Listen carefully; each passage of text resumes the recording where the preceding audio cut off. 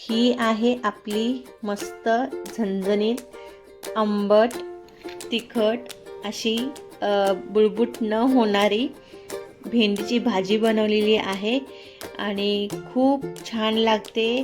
रंग बघा, टेक्स्चर बघा, अगदी हिरवागार आहे, तोच कलर आहे। तर बघू शकता तुम्ही किती मस्त आलाय ना कलर, काय भन्नाट दिसते। तर आता जास्त वेळ न घालवता आपण साहित्य बघून घेऊयात।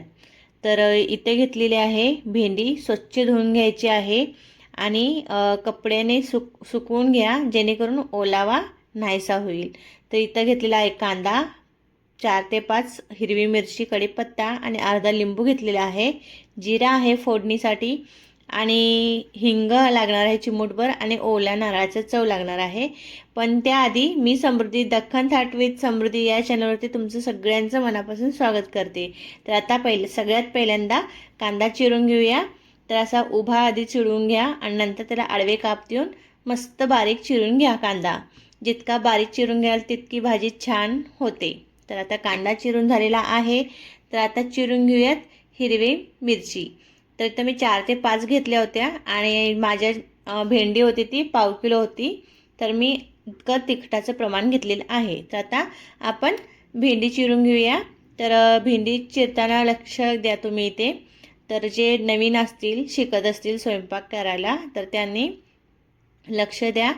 पहिला आपला जो शेंडा असतो तो काढून घ्यायचा आहे आणि जे लास्टला उरतं, इथं तुम्ही व्हिडिओमध्ये बघू शकतात, शेंडा आणि बुडका दोन्ही काढून घ्यायचे आहेत आणि आपल्याला फक्त मधला पार्ट हा भाजीसाठी वापरायचा आहे। तर मी परत एकदा तुम्हाला चिरून दाखवते। जो आपला देठ असतो तो काढून घेतलेला आहे। तर मध्ये तुम्हाला साईज भेंडीची ह्यापेक्षा जर मोठी साईज ठेवायची असेल तर तुम्ही ठेवू शकतात। तर मी इथं गोल गोल छोटे छोटे ठेवलेले आहेत, तुम्ही लांब लांब सुद्धा ठेवू शकतात। तर इथं हा पुढचा सुद्धा भाग आपल्याला काढून घ्यायचा आहे। तर त्याचप्रमाणे मी सगळ्या भेंड्या आपले चिरून घेतलेल्या आहेत मस्त। तर आता आपण त्या भाजून घेऊयात। तर इथं मी हा भिडाचा तवा आहे माझ्याकडे, तो मी यूज करते। ह्याच्यामध्ये खूप छान भाजून होतं आणि सांडत सुद्धा नाही। तर त्याच्यावरती 1 चमचा तेल टाकून घ्यायचं आहे आणि मस्त आपल्याला ही भेंडी भाजून घ्यायचं आहे। जितकी तुम्ही भेंडी जास्त मस्त भाजून घ्याल ना तितकी बुळबुळ अजिबात होत नाही। तर हा व्हिडिओ तुम्ही यूट्यूबवर बघत असाल तर सबस्क्राईब करा आणि बेल आयकॉनवर सुद्धा क्लिक करा आणि फेसबुक आणि इन्स्टावर बघत असाल तर नक्की माझ्या चॅनलला फॉलो करा आणि अजून लाईक केला नसेल तर लाईक करा। तुम्ही व्हिडिओमध्ये बघू शकतात असे लाल काळे काळे आपले डाग पडले पाहिजेत भेंडीला। तर आता माझ्या भेंडीला लाल असे काळे काळे मस्त डाग पडलेले आहेत। तर मी भेंडी आता काढून घेते। तर आता तुम्ही बघू शकता मी प्लेटमध्ये भेंडी काढून घेतलेली आहे। तर मस्त असं डाग पडेपर्यंत तुम्ही भाजून घ्या। आता घेऊया कढई, त्यामध्ये टाकूया 1 चमचा तेल आणि थोडंसं जिरं, म्हणजे 3 ते 4 चिमूट असतील। तर जिरं मस्त फुलले ना की त्याच्यामध्ये टाकूया आपण कढीपत्ता। कढीपत्ता आहे 5 ते 6 पानं। तर मस्त त्याला जरासा तडका लागू द्या जेणेकरून कढीपत्त्यातले जीवनसत्व हे आपल्या तेलामध्ये उतरतील, म्हणजे फोडणीमध्ये।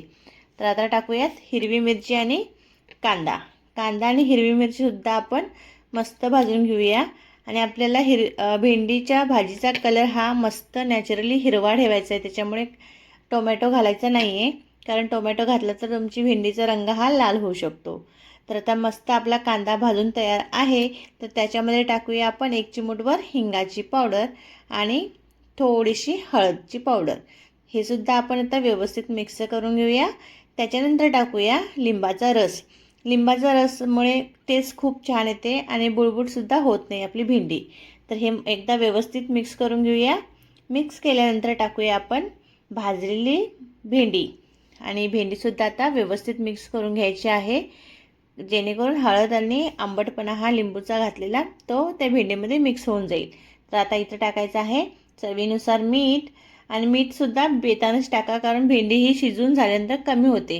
तर आता टाकूया ओल्या नारळाचा चव आहे इथं, तो टाकायचा आहे साधारण 3 ते 4 चमचा टाका, म्हणजे आपले टेबलस्पून। आणि आता आपण ह्याला मस्त एक वाफ येण्यासाठी झाकून देऊयात। तर 1-2 मिनिट झालेले आहेत आणि आपण आता उघडून बघूया आणि व्यवस्थित मिक्स करून घेऊया। कारण आपण पाणी अजिबात वापरलेलं नाही आहे. तर तुम्ही मध्ये मध्ये चेक करून घ्या, जेणेकरून तुमची भाजी खाली करपणार नाही. ठीक आहे. तर आता व्यवस्थित मिक्स करून झाल्यानंतर परत एकदा आपण झाकण ठेवून मस्त वाफ देऊन घेऊयात.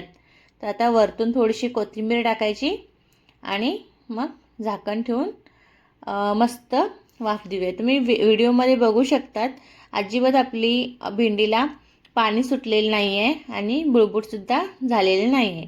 तर आता तुम्ही बघू शकतात की शिजलेली आहे की नाही हे तुम्ही चेक करा आणि परत एकदा मग झाकण ठेवून द्या.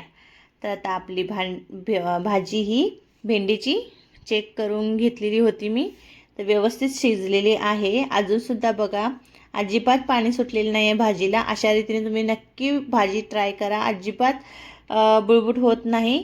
तर आता आपण प्लेटिंग करून घेऊयात. दिसायलासुद्धा किती अप्रतिम दिसत आहे. तुम्ही डब्याला मुलांच्या देऊ शकतात, मुलांनासुद्धा खूप छान आवडते ही. मिस्टरांच्या डब्यामध्ये सुद्धा देऊ शकतात. ही भाजी चपाती भाकरी सोबत खूप छान लागते आणि मस्त लागते. तुम्ही नक्की जरूर ट्राय करा. माझे जर तुम्हाला व्हिडिओ आवडत असतील तर लाईक करा आणि सगळ्यांसोबत शेअर करायला विसरू नका. आणि प्रत्येक रेसिपीचे साहित्य आहे ते मी डिस्क्रिप्शन बॉक्समध्ये देत असते. ते एकदा तुम्ही नक्की जाऊन चेक करा, म्हणजे तुमचीसुद्धा रेसिपी ही परफेक्ट होऊन जाईल. आणि व्हिडिओ शेवटपर्यंत बघितलात त्याबद्दल धन्यवाद. परत पुन्हा भेटूया. तोपर्यंत नमस्कार, टाटा, थँक्यू.